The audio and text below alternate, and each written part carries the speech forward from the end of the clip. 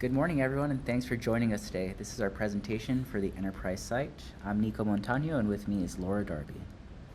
The Enterprise site is located where the current chapter house sits, between Change Labs and the Civic site. There are two proposals for the Enterprise site. In this proposal, we explored the removal of the current chapter house. Our goals for this project came from the chapter's original goals and from our meetings with the chapter officials in Tuba City. We've been influenced by the Navajo culture and the landscape surrounding Tuba City, such as Castle Rock, which we have looked to for inspiration for the form of the overall design. We believe that our design space responds to the community's goals by providing spaces for intergenerational interaction. It does this by providing the space needed to continue cultural crafts, such as weaving, but also incorporating spaces for those in the community who wish to explore modern artistic endeavors. The restaurant and cafe are part of the designed ecosystem that we're using to respond to cultural goals. These cooking and dining spaces provide a place that can keep local traditions and social connections thriving through cuisine and the act of sharing a meal. The Chamber of Commerce and Tourism spaces serve as spaces to help small businesses continue to grow in a way that supports cross-cultural exchange to bring in additional revenue sources to Tuba City. Overall, this project looks to unify the community by supporting communal and economic growth while incorporating building concepts that enable ideas about environmental stewardship and resilience to flourish in Tuba City, Arizona. In the plan view, we get a better understanding of how the spaces can be used and furnished. The structural system we designed for this project opens up interior spaces to be flexible and accommodate the community's needs. For example, the gathering space next to the Chamber of Commerce can be set up for large presentations, gallery spaces, community gatherings, and events. The average size of these spaces range from 400 to 800 square feet, and the clustering of these bays accommodates small and large groups comfortably.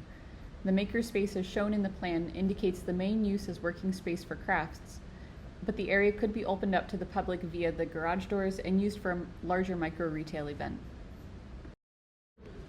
In this next section, we will discuss how the proposal addresses environmental strategies, aligning with the project's environmental goals.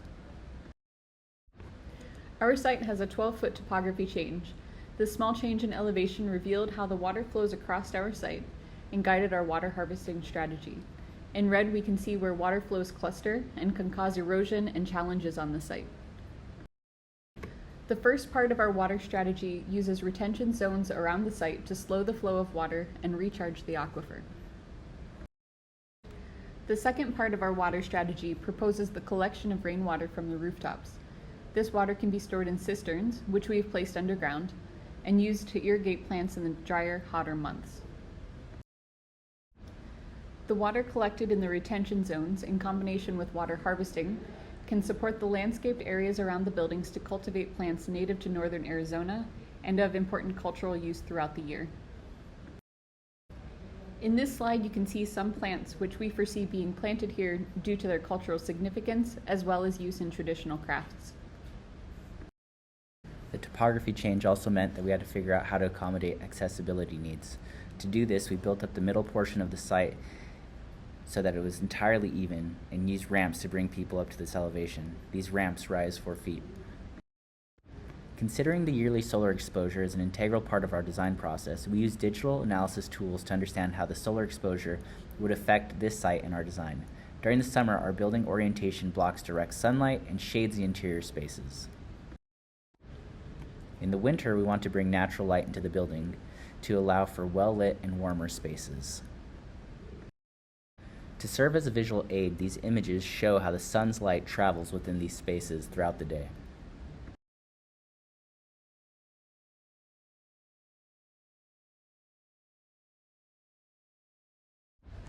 In these final slides, we want to connect you to our site via rendered photographs to show you how we visualize these spaces being used in order to give you a better idea of what these spaces might look and feel like. The first part of this journey shows the community cafe and commercial kitchen areas. We envision these spaces being decorated by the artisans who work here, creating a stronger sense of identity amongst the community.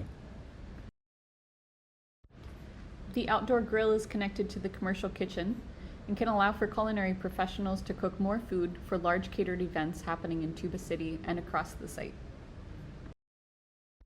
We envision the enterprise site as the next step in the local artisan's journey, one which is connected to the market proposal and change labs.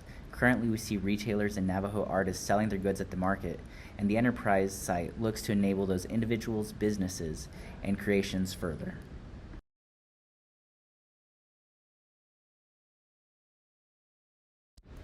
These stories start close to home, where the traditions of weaving and pottery are shared within the family. As people want to market what they create and scale their abilities and outreach, the enterprise site looks to house those pursuits. The proximity to Change Labs and the Chamber of Commerce can help these members of this community to learn more about business so that they can eventually pursue growing their business further and opening larger retail spaces in Tuba City.